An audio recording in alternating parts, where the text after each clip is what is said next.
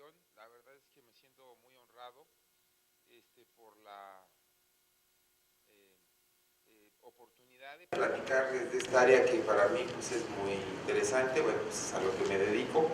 Quiero platicar desde una instancia que yo soy neurocirujano y bueno, pertenezco a un área de la neurocirugía que se llama funcional y estereotáctica, y bueno, se puede ampliar a radiocirugía, que también hacemos radiocirugía. El objetivo de esta rama de la neurocirugía es más bien tratar de entender los síntomas y de modificarlos en base a la fisiología. Es como tratar de restablecer, si se puede llamar así, aunque sea un poco ambicioso, la fisiología. Es un poco difícil, ¿verdad? Ya se imaginarán. Pues no siempre se va por una lesión, quiero decir.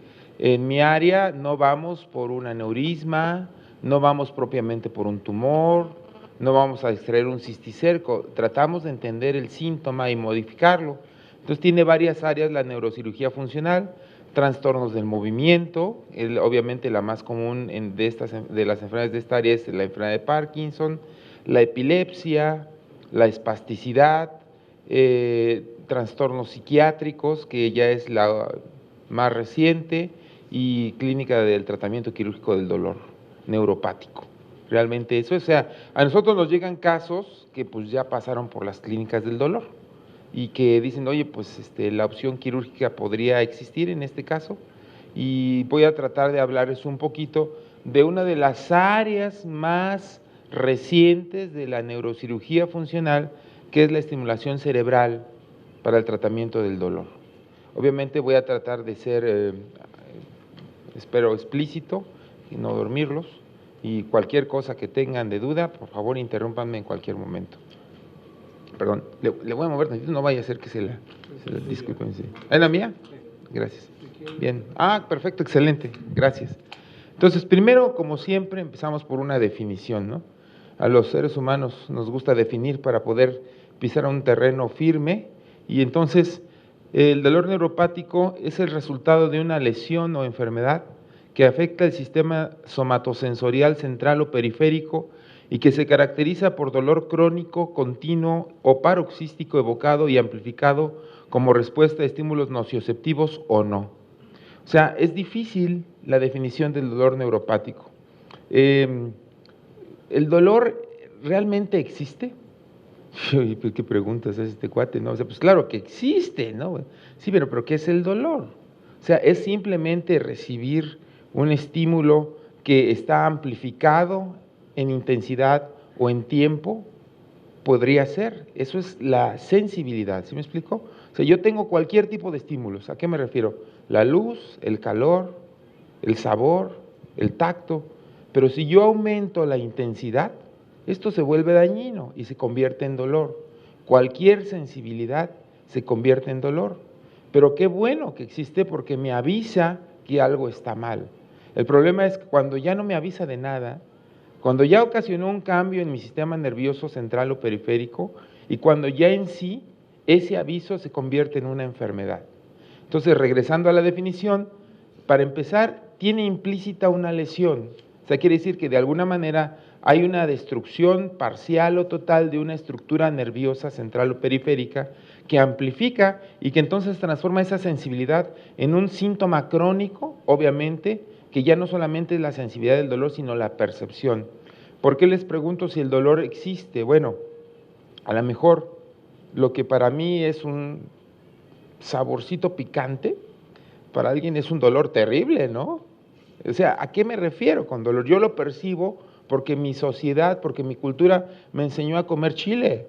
Entonces, pues, a mí hasta si no me pongo un poco de picante, hasta ni siento bien, ¿no? O sea, échale salsita, ¿no?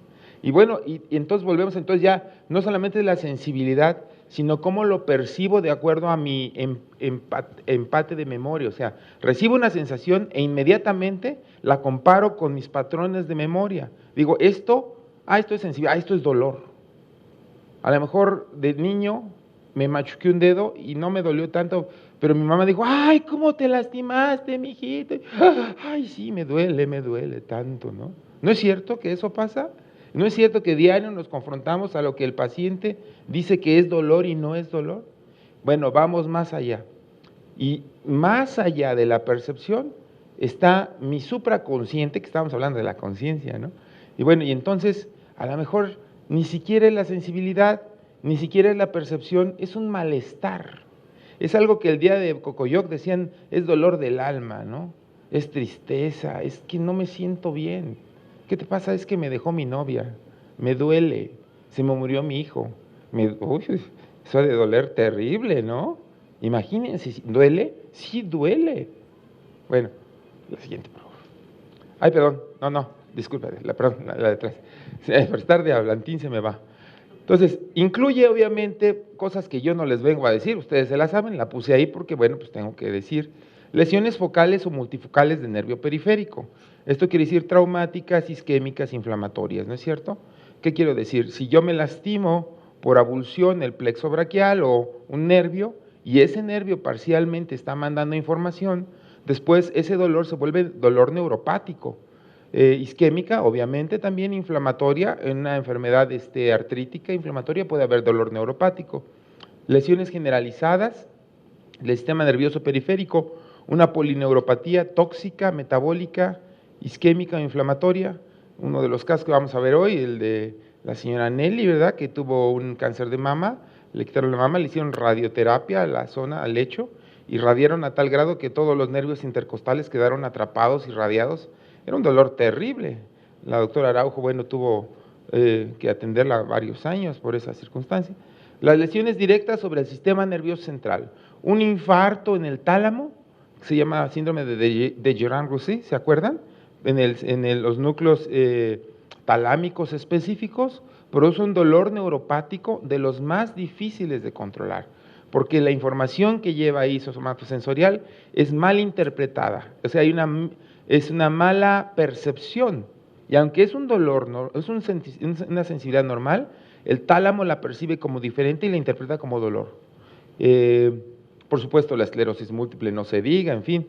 Y finalmente, los síndromes dolorosos complejos regionales, que son el coco de todos, creo yo, porque son terribles, ¿no es cierto? En donde ya no solamente está implicada la percepción, sino que también existe un componente neurovegetativo del dolor, angustia que se representa también como taquicardia, sudoración, cambios tróficos, bueno, eso que ustedes conocen bien.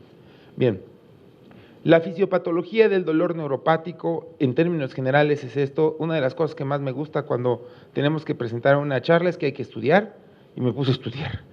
Entonces, cuando la doctora me dijo, oiga, pues ¿qué damos en enero? Oiga, pues lo mismo, porque no me va a dar tiempo de volver a estudiar. Y esto creo que valdría la pena. ¿Alguien ya estuvo en la de Cocoyoc? ¿No? Ah, bueno, ya te la tuviste que soplar de nuevo. Bueno, a ver si me sale mejor.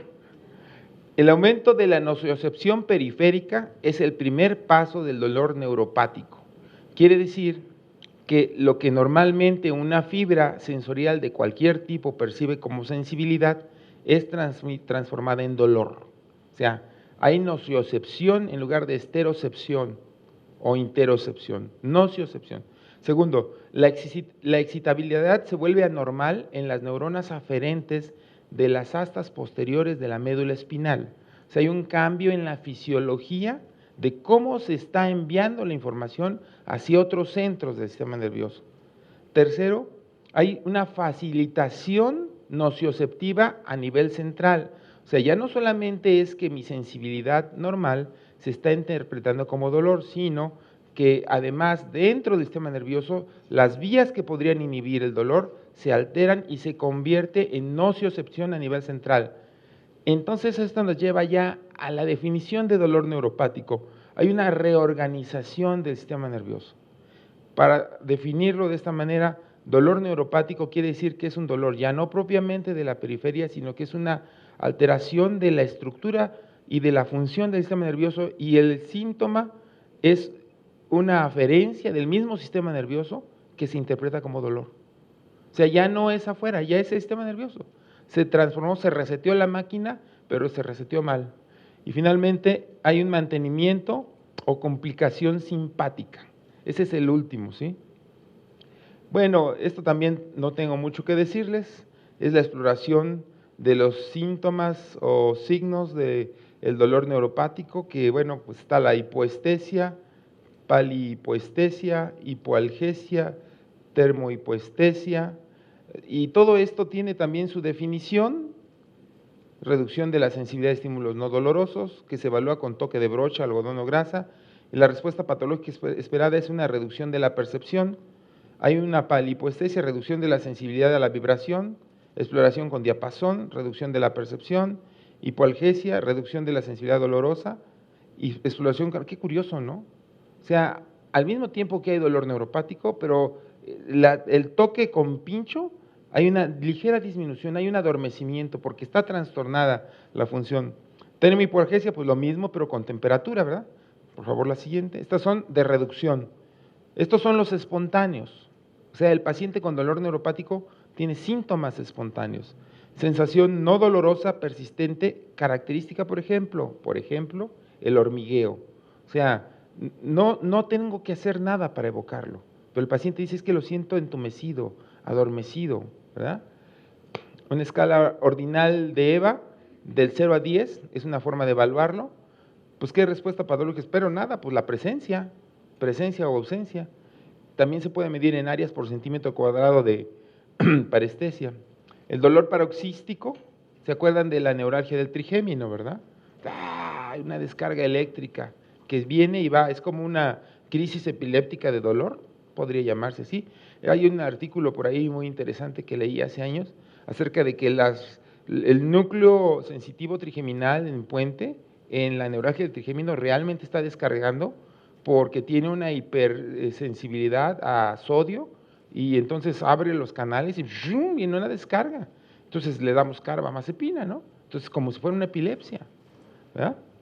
También EVA, número de episodios, dolor superficial, sensación dolorosa persistente como de quemadura, y lo mismo, ¿no? Estos son los mismos, son espontáneos.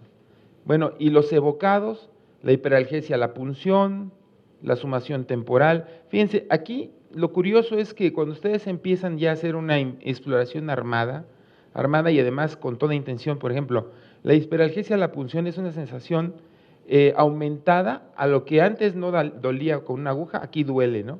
Pero entonces, ¿cómo lo mido? Fíjense, tengo la oportunidad de ver alumnos de maestría y doctorado en el Hospital General, y hay, por fortuna, con alguna frecuencia, proyectos de investigación de dolor. Y lo interesante, bueno, ¿y cómo mides el dolor? Si el dolor es subjetivo, ¿verdad? Es personal. ¿Ustedes creen que existe una manera objetiva de medir el dolor? Si nosotros hacemos una variable subrogada, eso se llama variable subrogada, o sea, el dolor es algo que el paciente siente, pero si yo hago una maniobra con un instrumento y lo cuantifico el instrumento, estoy como tratando de interpretar en números lo que el paciente siente.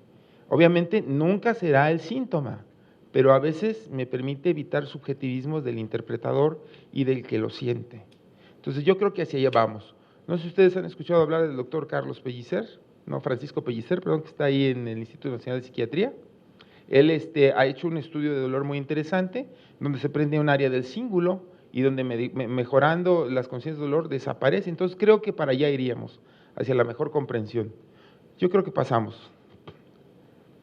Este esquema es muy interesante, de Barón, y habla precisamente de cómo está integrada la información sensorial en las astas posteriores. Entonces tenemos fibras C y fibras A, ustedes saben, las fibras A son mielinizadas y lo que llevan es propiocepción. La propiocepción quiere decir la sensibilidad de los tendones y los músculos, también podría ser algún tipo de información estereoceptiva, pero la verdad es que la mayor parte de información estereoceptiva y dolor viene por fibras C no mielinizadas, que son más lentas. La verdad es que la propiocepción y la información de los músculos, del movimiento, es mucho más importante en términos fisiológicos y de velocidad que del dolor.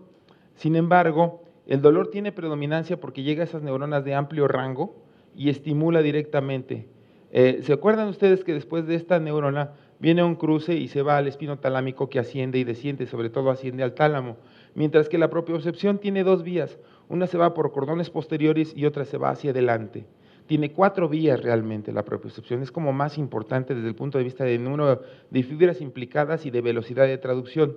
Entonces, la propiocepción, las fibras A, pueden inhibir intermediariamente por otros sistemas a las fibras de amplio rango, disminuyendo la nociocepción. O sea, si a mí me duele algo de manera aguda, me sobo. ¿Por qué me sobo? Porque cuando me sobo, aumento mi propiocepción y me deja de doler. También hago como una dispersión de las citocinas proinflamatorias. O sea que eso de sobarse tiene su chiste, sí, claro. Si la naturaleza no juega, ¿verdad? Entonces, pero además, a nivel de la médula espinal, la propiocepción podría favorecer cierto control sobre, pues ya me avisaste que hay un daño, pero ya, ¿estamos de acuerdo? Bueno, entonces tenemos mecanismos locales, mecanismos de las astas, pero también hay fibras que descienden.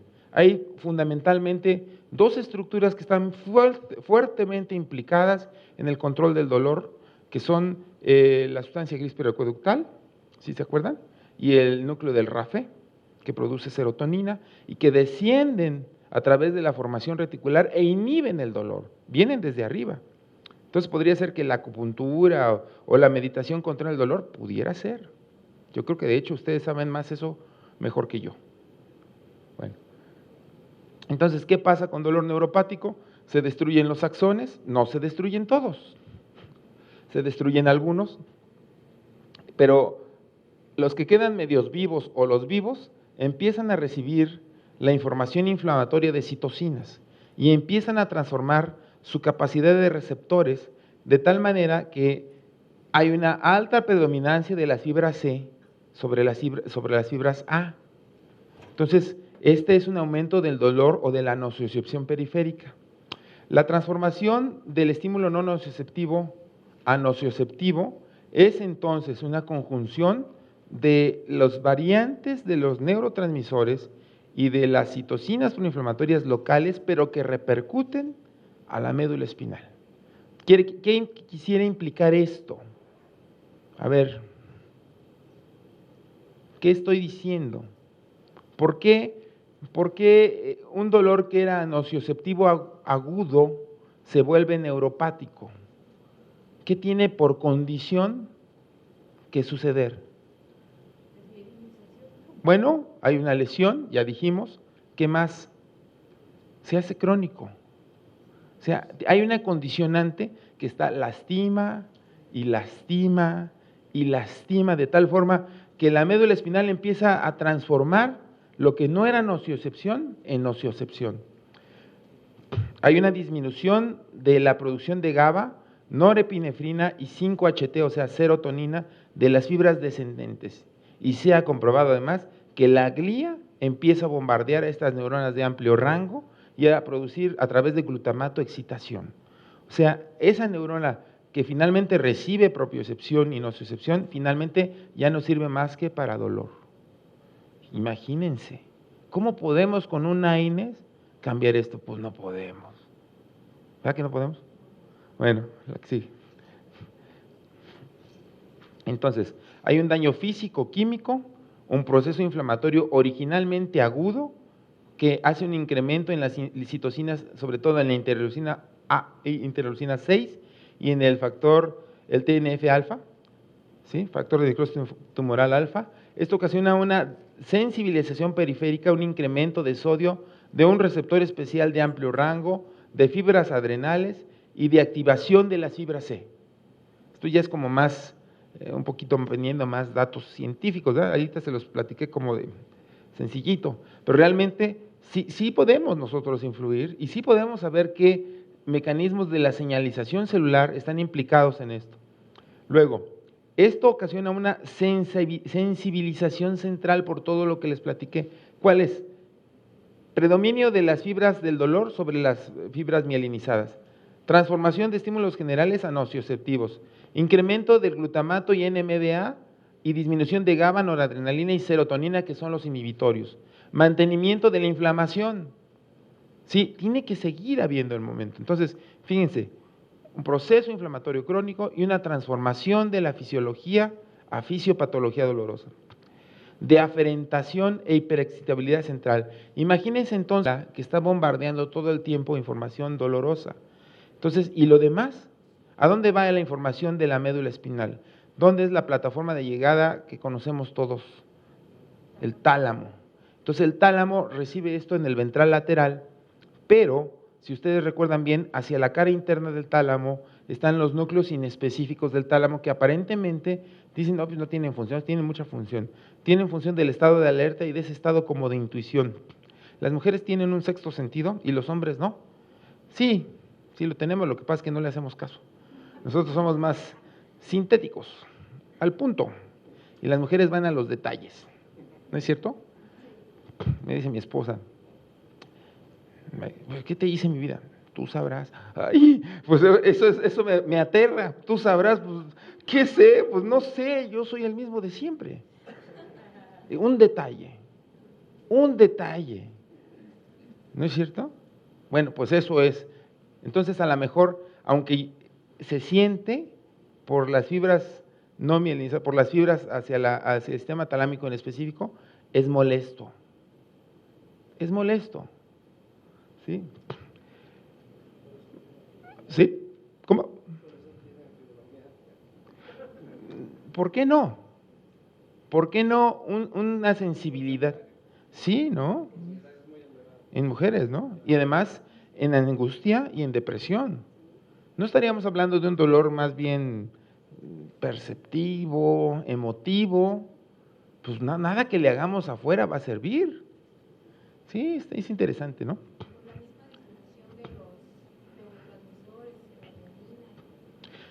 Lo interesante es que a mí me gustaría que ustedes que ven las fibromialgias empecemos a hacer protocolos de este tipo.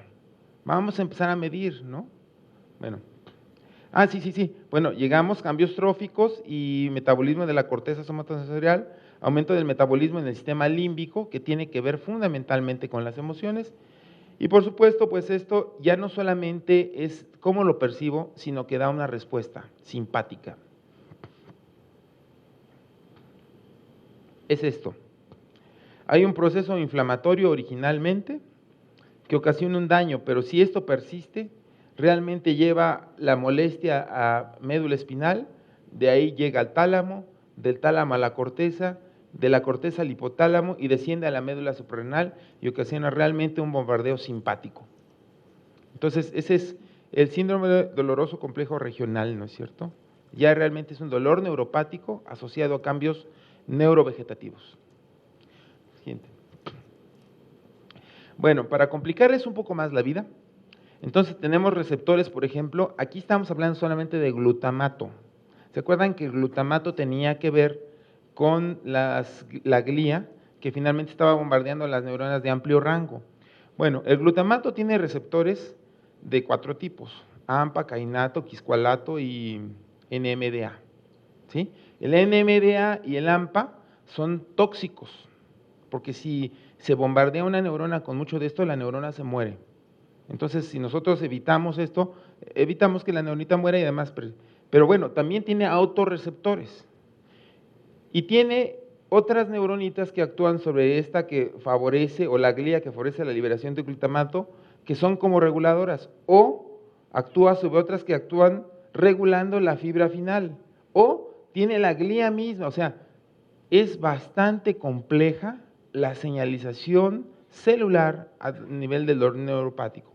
Por fortuna, no tenemos que aprendernos todo, sino simplemente algunas cuantas cosas: interleucina 6, TNF-alfa 2, dónde están las fibras que desembocan trayendo noradrenalina y serotonina, que el glutamato puede ser inhibidor. Bueno, hacia allá tendrían que ir las clínicas del dolor, hacia allá, a entender qué fármacos podrían ayudarme. ¿Se acuerdan de la clonidina, no? ¿Qué onda con la clonidina? ¿Quién me dice? ¿Cómo para qué le suena? Es un bloqueador alfa-adrenérgico y esto ocasiona, ¿dónde actuaría? ¿A nivel médula espinal, periférico, central? Los tres. Central fundamentalmente, y lo que ocasiona, ¿se acuerdan?, es un favorecimiento de la inhibición de esta información nocioceptiva. La siguiente, por favor. Bueno, tratamiento es simplemente una diapositiva que puse aquí, pues porque tengo que llenarla, ¿verdad? No porque yo pretenda enseñarles nada, al contrario. Proceso inflamatorio agudo, pues AINES, lidocaína, carbamazepina, diferentes mecanismos de acción, ¿verdad?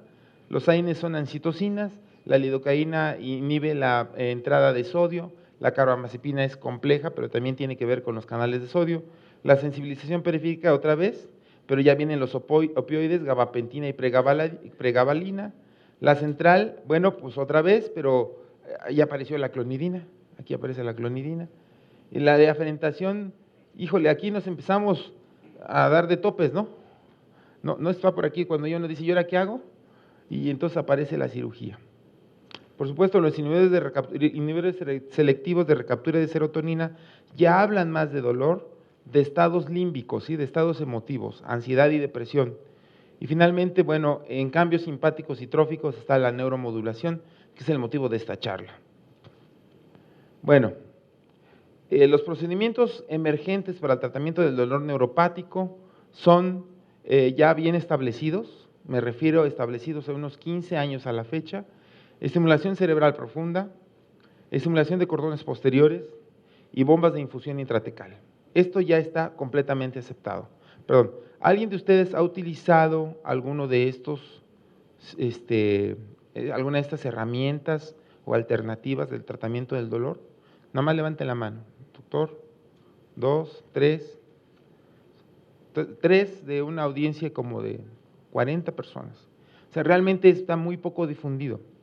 La estimulación cerebral profunda es electrodos colocados dentro del cerebro, cordones posteriores se colocan sobre precisamente las vías propioceptivas, favoreciendo la propiocepción, tratando de restablecer las vías mielinizadas sobre las nocioceptivas, y las bombas de infusión, pues ponemos ahí una mezcla, ¿no? Opioides, o clonidina, o baclofeno, o lidocaína, o todo con tal de controlar el dolor. ¿Qué es lo último? Lo último es estimulación epidural o subdural de corteza motora primaria, o sea, colocar precisamente un electrodo directo sobre la corteza o arriba de la dura madre. Estimulación magnética transcraneal y estimulación transcraneal con corriente directa. Este procedimiento tal vez es el que actualmente tiene mayor rango de evidencia y del cual yo les voy a hablar un poco más. No quise hablar solamente de estimulación magnética transcraneal porque todavía está en el borde, ¿sí me explico? Les voy a hablar, pero les voy a hablar también de este. La idea es favorecer nuevamente, por una vía que será intracortical y descendente, la inhibición de la información nocioceptiva a favor de la propioceptiva, o probablemente cambiar también, reciclar la percepción emotiva del dolor, o también podría ser cambiar los neurotransmisores. Realmente no sabemos bien a bien. Lo cierto es que sí se puede colocar a través de una craniotomía un electrodo primero para localizar la corteza motora y después 2 electroditos que permitan estimular con un marcapasos que lleva el paciente colocado ahí. En la estimulación magnética transcraneal se está utilizando el principio de Faraday, donde una corriente eléctrica produce un campo magnético. Entonces, si yo tengo una antena de alto voltaje, como se ve allá, que pasa una cantidad importante de voltios, obviamente aislada, sobre la corteza se está produciendo un cambio magnético. En consecuencia, el cambio magnético actúa sobre la corteza produciendo un cambio eléctrico, como si fuera esa, pero sin abrir el cráneo.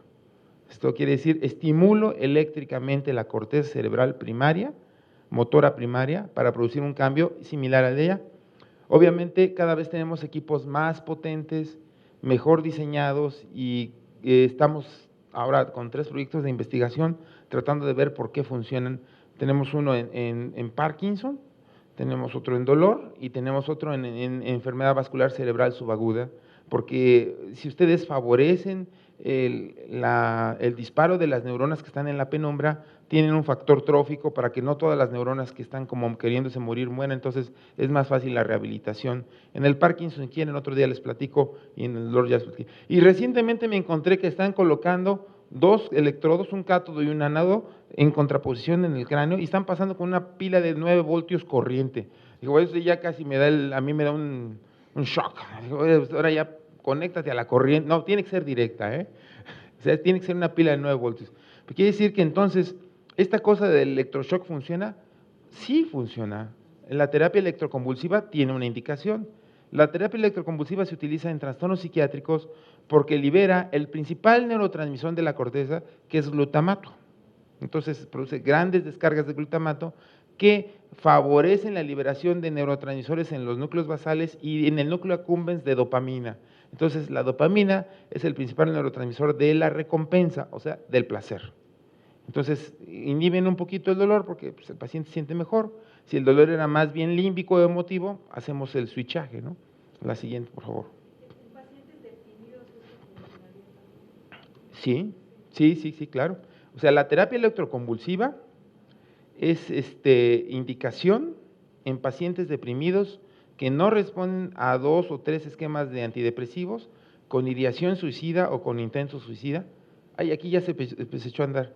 Pues sí, ahorita la regresamos. Y que finalmente los electrodos, incluso esta paciente que está aquí, le coloqué unos electrodos y tiene depresión. Y la estimulación magnética transcranial también mejora la depresión, es lo que más fácil se mejora, doctora. Bueno, ahí lo que ven en el primer video es una paciente con enfermedad de Parkinson. Ella tiene temblor, rigidez, bradicinesia, se congela sin levodopa. Quiero decirles que la estimulación cerebral profunda se usa hace 30 años y que actualmente se han implantado miles de pacientes en el mundo. En México tenemos una casuística grande, no se hace mucho más porque son muy caros. Bueno, aquí ya con electrodos bilaterales a nivel mesencefálico, se llaman radiaciones polihemiscales, y pues la paciente regresa, ¿no? Es muy caro, los 2 sistemas cuestan $40,000, más la cirugía, o sea, realmente es caro, pero sí funciona. Ahora tenemos otras alternativas de tratamiento lesional, pero la verdad es que los electrodos van a ser la alternativa, no tarda en aparecer la competencia para bajar los costos, igual que los celulares, ¿no? Bueno, por favor, quisieras ponerle aquí esta, a ver si se escucha, permíteme tantito nada más, vamos a subir el volumen. Voy a tratar de poner el micrófono. Esta paciente, antes de que la pongan, tenía depresión mayor, hace 22 años, tuvo varios intentos suicidas, 2 años recluida en su cuarto, y bueno, me la mandaron a cirugía porque... ¿Sí, jaló? Toman las decisiones fácilmente. Nada. Siente que su vida es necesaria. Nada. Siente que su vida está llena. Nada. Siente que los demás estarían mejor si usted estuviera muerta. Siempre. Muchas veces o algunas veces.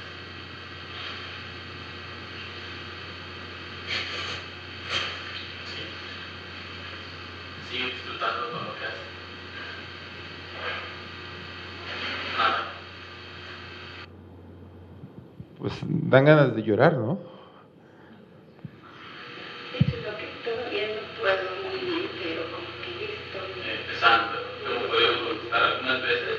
algunas veces. Ok. Siente que es útil y necesaria. Siempre, muchas veces. Muchas veces. Muchas veces. Siente que su vida está llena. Siempre, muchas veces. Siempre es más alto que muchas veces. Siente que los demás estarían mejor si usted estuviera muerta. No creo. Nada. Nada. Sigue disfrutando con lo que hace. Ahorita con lo que estoy haciendo, sí. Entonces, siempre, muchas veces o algunas veces. Muchas veces. Muchas veces, ok. Bueno, es una paciente con depresión. ¿Por qué se las traje? Pues porque es un tipo de dolor, ¿no es cierto? Entonces, si coloco unos electrodos en el pedúnculo talámico inferior que va del tálamo hacia la corteza orbitofrontal que está acá abajo del frontal, y esta señora que tenía 20 años con depresión y al día siguiente está así, pues ni yo me la creo, ¿no? Pero se le quitó y también los antidepresivos. Ahora no me han llegado más pacientes con depresión porque los psiquiatras no me los han mandado, yo no soy psiquiatra, pero sí he implantado 7 pacientes con trastorno obsesivo compulsivo y van bastante bien. También hemos operado pacientes agresivos. O sea, quiere decir que el electrodo intracerebral podría funcionar y tenemos siempre que meter electrodos. No, podría ser por afuera también. La siguiente, por favor. Bueno, ¿cuál sería el mecanismo de acción de esto? Inhibición o disrupción de los estímulos talamocorticales. Podría ser una. Fíjense, Ahora, no necesitamos saber exactamente si la neurona nocioceptiva de la médula espinal tiene estos receptores. Sí lo necesitamos saber, pero no es tan importante como saber su conectoma. O sea, el conectoma significa esta se conecta con esta y con esta, o hace estos relevos. Pero no solamente esos, ¿cuántos miles o millones de neuronas están involucrados de tal manera? Fíjense, les voy a hacer una pregunta que me hizo un físico. Si la estimulación magnética transcraneal utiliza el principio de Faraday y entonces tienes una bobina que produce un campo magnético que atraviesa la piel, el cráneo y la corteza para producir un cambio eléctrico, ¿cuál es la otra bobina que transduce el campo magnético a corriente eléctrica? O sea, la neurona sí, pero dice, pero yo soy físico, o sea, no te entiendo, o sea, esto es bobina, campo magnético, bobina. ¿El cerebro es una bobina? Bueno, a lo mejor los conectomas son bobinas. Y a lo mejor lo que tendríamos que entender es cuántos miles o millones de axones están conectándose, de qué manera para poder influirlo. Y lo que tendríamos en un dolor neuropático es un conectoma anormal. Entonces está interesante porque además cada vez vamos a tratar de entender mejor, pero si pudimos cambiar la depresión, yo creo que sí podemos cambiar el dolor neuropático, nada más que tenemos que entenderlo. Excitación de vías descendentes o límbicas, si estimula la corteza, cuando libero glutamato, también libero noradrenalina que viaja hasta la médula espinal. Fíjense, ahorita les voy a presentar la serie de pacientes que operamos con dolor neuropático y estimulación de corteza y mejoraba sobre todo el síndrome doloroso complejo regional.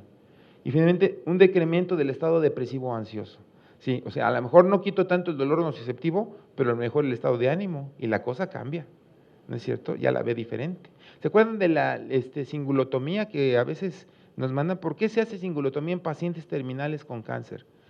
Dice, me duele, pero ya no me importa. O sea, ya la parte emotiva, sí, la ciencia. Bueno, tenemos cosas que todavía no entendemos. ¿A qué me refiero? Pues los parámetros de estimulación. Somos incipientes, es algo que viene en el futuro, ¿sí me explico? El futuro que ya está aquí. Eso quiere decir, si ya tengo estimulación cerebral profunda, entonces, y estoy utilizando de 2 a 3 voltios de estimulación para dolor, entonces, ¿cómo lo traduzco a estimulación magnética transcraneal? ¿Cómo sé el voltaje que le estoy pasando? Todavía no lo sé. Lo que sí sé es que cuando pongo a un paciente a estimular con estas antenas, entonces lo que mando primero es un pulso único para medir el umbral de disparo de la neurona contralateral. ¿Sí me explico? O sea, aquí pongo la antena y cada vez que le mando un pulso, le pip. Entonces, este es umbral, ¿no? Sí, no sé, tantos miliamperios, ¿no? Por decirlo así, son 3 miliamperios, ¿sí? 3 miliamperios. Entonces, le voy a estar haciendo para que, no, entonces le bajo normalmente entre el 50 y el 80%, ¿sí? A eso me refiero. Y para la estimulación de corriente directa son 2 miliamperios. Aquí está mal, este es minúsculo y el otro es mayúscula, perdón. 2 miliamperios, es realmente corriente muy pequeñita. Y tampoco nadie lo ha medido, o sea, poner un cátodo y un ánodo y pasarle con una batería de 9 voltios, que ya hay equipos, pues quién sabe qué estoy pasando, ¿no? Eso se me hace todavía un poquito.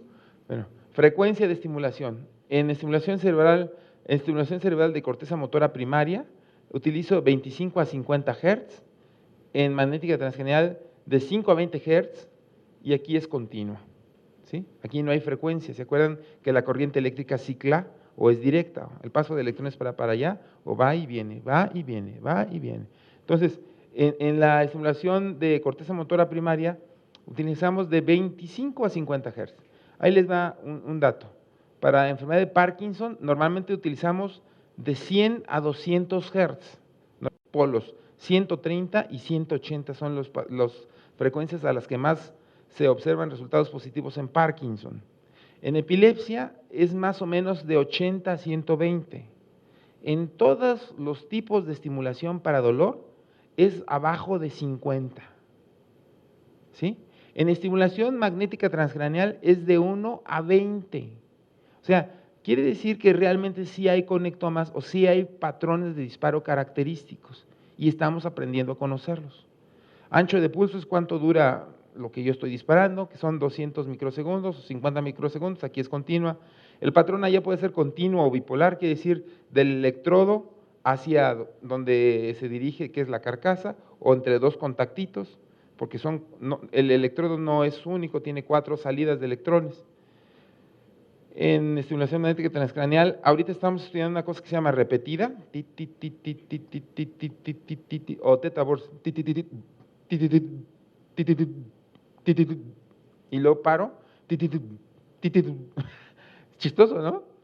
Estamos tratando de resetear a la neurona. Bueno, que es bipolar, duración allá es continua. Allá si le quito el estimulador o se hace fibrosis, ya no hay estimulación.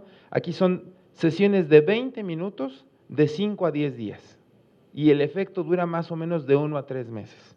Entonces, eso sería bueno para ustedes, ¿sí me explico? Quiero decir, tengo un paciente que no está respondiendo, a lo mejor lo estimulo así, le doy un periodo, mientras hago otras pruebas, a lo mejor potencio medicamentos. O de plano ya va para un electrodo de corteza motora primaria, podría ser. Esto no lo sé, nada más lo encontré referido. Costos, ¡ay! 350,000 pesos el equipo. 4 a 24,000 pesos la sesión. 4,000 pesos en la UNAM, comercial. Y la vamos a tener en 2, 3 meses. La clínica de estimulación magnética transcraneal, toda la sesión 4,000 pesos, o sea, toda la serie. Ya no está tan difícil, ¿no? Dependiendo. Cobertura por los seguros, por supuesto. Seguros de gastos médicos mayores cubren eso. Eso, todo el mundo, lo que pasa es que ellos no dicen para que ustedes no la indiquen, porque les cuesta un billete, pero sí está indicado. Aquí todavía no, pero ahí va. Y aquí, pues esto todavía no sé. Complicaciones del 1 al 3% de infecciones o de ruptura de cables, por fortuna no de fallecimiento. Aunque en medicina no hay 100%, la probabilidad de fallecer por estimulación cerebral profunda de corteza es el 0.01, o sea, 1 en 100,000. Y aquí también, pues aquí que si es por fuera, ¿no? ¿Cuál sería la principal complicación en estimulación magnética transcraneal? Que el paciente tenga epilepsia y yo estimule a diferente parámetro y le dé una crisis. Pero tampoco pasa nada. Tampoco pasa nada. Aquí sigue. Bueno, este es un estudio de aproximación que hicimos en el Hospital General de México con estimulación de corteza motora primaria para pacientes con dolor neuropático, que fue motivo de tesis del doctor Carlos Argüelles, neurocirujano que trabaja en Joco. Hay que darle crédito a quien lo hizo, ¿verdad?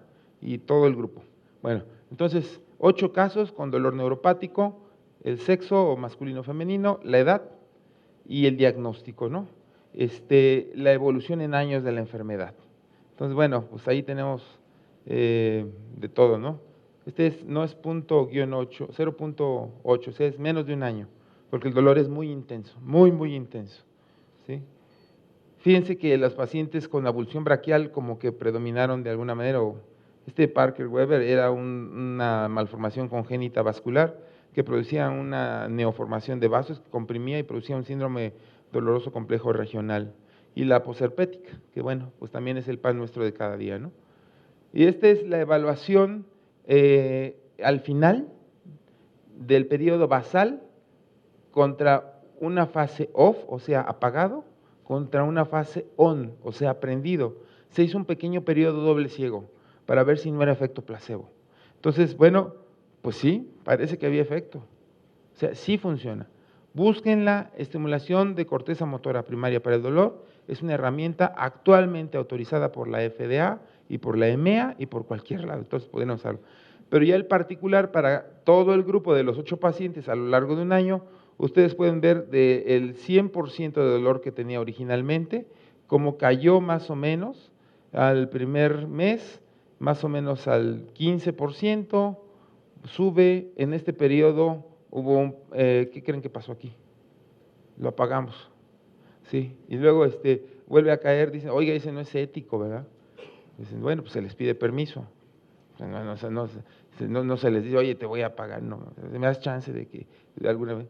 Bueno, esos fueron los resultados de lo que hicimos en el general. Ahora, ¿qué hay de estimulación magnética transcraneal para reducción del dolor? Yo solamente tengo aproximaciones y les traigo 2 casos, o sea, realmente no tengo muchísima experiencia, nada más que 2 casitos. Pero lo que sí puedo decirles es que se han reportado, ya miren, este es del 2009, donde se metió un número más o menos sustancial de sujetos y se ve para dolor de cabeza, para dolor cervical y para low back pain, o sea, síndrome de lumbalgia por fallida, ¿no? Por cirugía fallida, Y sí funciona. ¿Por qué? Pues es lo mismo. Lo que pasa es que no tengo que abrir el cráneo y colocar un electrodo, sino que nada más lo bombardeo con corriente magnética, digo, con un campo magnético. Y bueno, también tendría que ver con el número de sesiones, sí, pero todavía no sabemos bien a bien cuántas sesiones dar, ni qué parámetros, estamos en eso. La siguiente, por favor. Casos clínicos. Bueno, ¿hay alguna pregunta? ¿No? Si no, yo les voy a preguntar a ustedes. ¿Sí? ¿Se vale? Doctora, ¿puedo preguntar?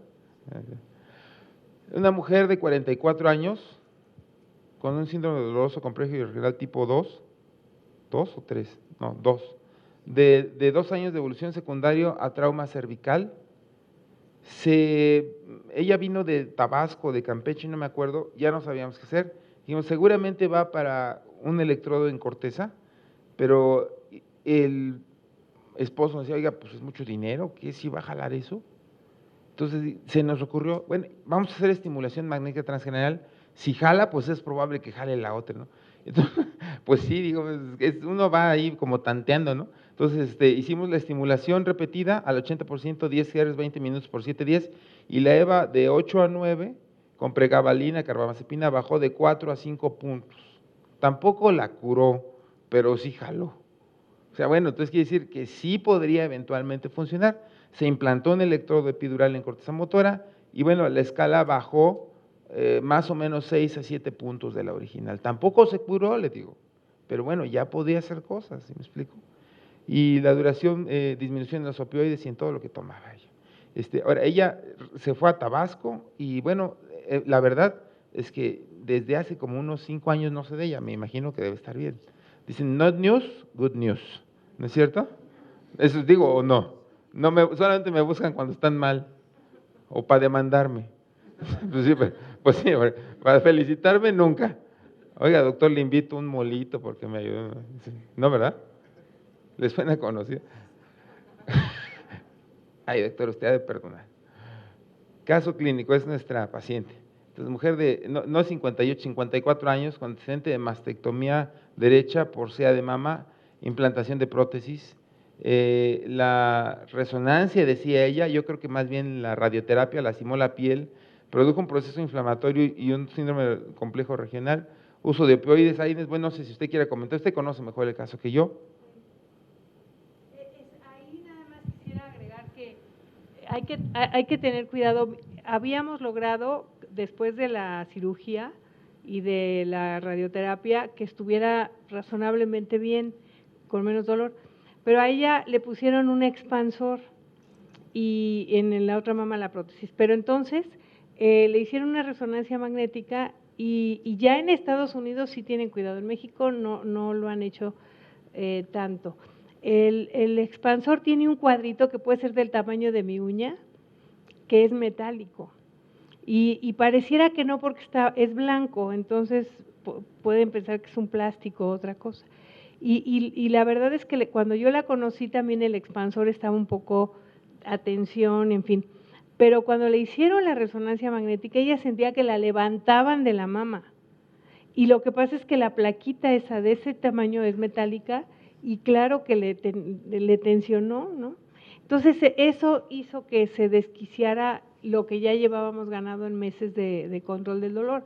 Entonces nos fuimos para atrás y otra vuelta a empezar desde el principio y había ahí todo el componente emocional porque el esposo insistía en que sí tenía metal y que ellos decían que no, y entonces él consiguió encontrarla a la hora que se la retiraron, porque además el cirujano plástico no quería retirar el expansor, una mujer muy chiquita, muy delgadita, la piel, la tensión siempre, no había sentido, ¿no? Entonces, cuando finalmente decidieron quitar el expansor, el señor no los perdió de vista porque lo recuperó porque quería demandar. Y es la fecha que en los servicios de radiología no tienen claro esa situación. Entonces, en Estados Unidos ya no hacen las resonancias magnéticas si hay este tipo de expansores, porque sí es un pedacitito de metal muy chiquito, pero sí genera la atracción ahí de la paciente. Entonces, eso fue catastrófico para ella. Pero bueno, entonces lo único que les puedo decir es que ella vio a todos los algólogos, no del país, del mundo, porque creo que fue a cualquier, y siempre regresaba conmigo, cosa que le agradecí mucho, no sé si era porque decía, esta es la única que me escucha, pero entonces empezábamos de nuevo y vamos, hay una frase de ella que fue terrible, porque me dijo, he destruido en los 5 años de enfermedad lo que construí en toda mi vida. Destruí a mi familia, a mi marido, a mis hijos, porque era una situación de mucho desgaste para ella y como siempre es en estos casos que la familia toda sufre. Entonces fue una situación terrible de pérdida de todo lo que ella había luchado por tener, ¿no? Y eso también pues complicaba mucho las cosas porque su situación emocional era pues muy, muy comprometida. Gracias, doctora. Conmigo llegó hace como 3 años y con este dolor y le propuse unos electrodos en cordones posteriores. Ella tenía sus dudas, obviamente ya no quería más cirugías, se me perdió, luego supe que la operó otro doctor, puso los electrodos, funcionaron, pero se peleó con el esposo, quitaron los electrodos. La volví a ver hace como un año más o menos, íbamos a poner una bomba para poner morfina intratecal, pero me empezó a referir pérdida de peso, disfagia, dije, ay. Entonces le pedí un PET y tenía reactivación de la neoplasia, tenía metástasis en el hilio, empezó a crecer el tumor, en fin. O sea, se me había escapado para cirugía realmente, porque tampoco voy a poner una bomba que cuesta un dineral en una sobrevida corta, ¿no? Entonces empezamos a manejar cosas, ya no hallábamos qué hacer y le di estimulación magnética transcraneal 5 días y bueno, me dice el esposo, pues ¿qué le hizo? Pues porque ya no tiene dolor. Entonces sí funcionó un tiempo. Entonces ella regresó a quimioterapia, la quimioterapia la volvió a batir, regresó el dolor y falleció ayer. Y pues la verdad es que uno quisiera a veces ser más, pero sí, pues tenía 5 metástasis cerebrales, en vértebras, en hígado. Pero bueno, Nelly nos comprobó, por lo menos a mí, que la estimulación magnética transcranial sí funciona para el dolor. Entonces, yo ahora, nada más que esté, le voy a decir a la doctora Araujo, listo, doctora, mande los pacientes a la clínica de estimulación magnética transcranial de la UNAM, que está ahí en el general. Hay otra en el inglés, pero esa no, la del general. Además, ellos cobran… No, mire, no, bueno, sí, no por lo que cobran, de veras, los que van a llegar aquí a la UNAM van a estar mejor y vamos a estar nosotros que les vamos a dar un especial… Ay, sí, este es un comercial. Bueno, esto es una propuesta, o sea, la propuesta es la siguiente, bueno, casi prácticamente concluido la charla y lo que les quería decir, espero si quieren dar un comentario o hacer alguna pregunta, espero contestar. Estamos haciendo algunos estudios, efecto de la estimulación magnética transcraneal sobre la dosis de levodopa en pacientes con enfermedad de Parkinson Hoehn-Yahr 3. Es un proyecto de investigación que estamos en colaboración con el doctor René Drucker, y la idea, y ya hicimos un piloto de 5 pacientes, donde sí baja la dosis de levodopa después de estimular. ¿Por qué? Porque favorece el glutamato, que es lo que bombardea los núcleos basales. Ensayo clínico aleatorizado cegado del efecto de la estimulación magnética transcranial repetida de alta frecuencia en pacientes con infarto cerebral. Es subagudo, no es crónico. Este es el proyecto de tesis de una alumna mía que se llama Ingrid Salomé Morales Sánchez, es rehabilitadora. Entonces ella somete al azar a pacientes a estimulación de la corteza motora primaria versus un sham, o sea, una simulación que es la corteza occipital, y a los dos les hace rehabilitación y está midiendo en cuál de ellos van a recuperar más rápido del infarto. También supone que hay algo al respecto. Y finalmente, ensayo clínico aleatorizado y cegado del efecto de la estimulación magnética transcranial repetida en el tratamiento del dolor neuropático. Este es de ustedes.